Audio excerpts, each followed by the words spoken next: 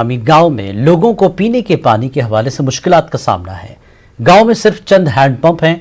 लोगों की शिकायत है कि जल शक्ति महकमे ने अभी तक इस इलाके को नजरअंदाज किया है। लोगों ने महकमे पीएचई और जिला इंतजामिया के खिलाफ सख्त बरहमी का इजहार किया है। लोगों ने एलजी इंतजामिया और दीगर मुताल्लिकीन से अपील की है कि इस इलाके की जानिब तवज्जो दी जाए। रोड नहीं है, बिजली नहीं है, पूरे गांव में एक ट्यूबवेल है। यहाँ वोट पूछने सिर्फ वोट मांगता है, हमें वोट दे, हमें वोट दे। सिर्फ वोट किस लिए मांगता है? हाँ, हमें पानी, सिर्फ पानी की जरूरत है। हमें काफी बाहर पानी जाता है, इसी तरह हम कपड़े यहाँ धोते हैं। कितनी मुश्किलात होती हैं आपको? बहुत सारी।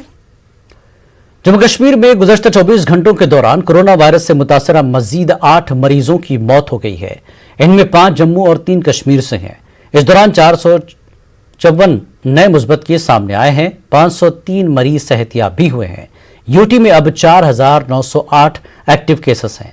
अब तक 1702 अफराद की मौत हो चुकी है। दराज जिला से आज सैकड़ों मालबरदार गाड़ियां लद्दाख के लिए जरूरी अशिया और दीगर अहम सामान लेकर पहुंची। तहम अभी भी महकमे ट्रैफिक और लद्दाख पुलिस इंडिया गेट और 0 पॉइंट में फंसी गाड़ियों को निकाल रहे हैं। 650 से ज्यादा गाड़ियां मीनामर्ग क्रॉस कर गई हैं। गाड़ियों को कल दराज से मीनामर्ग जाने की इजाजत दी जाएगी। कल करगिल में दरबांदा गाड़ियों को सोनामर्ग रवाना करने के बाद आज सोनामर्ग से 300 से ज्यादा बड़ी गाड़ियां, 250 के करीब छोटी और 97 टैंकर रवाना किए गए।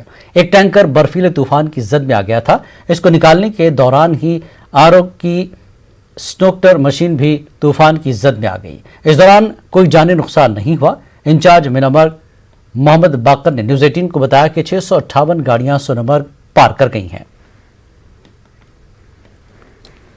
कश्मीर न्यूज में फिलहाल इतना ही। मज़ीद ज़्यादा खबरों के लिए आप लॉग इन कर सकते हैं हमारी वेबसाइट news18urdu.com पर। आदाब।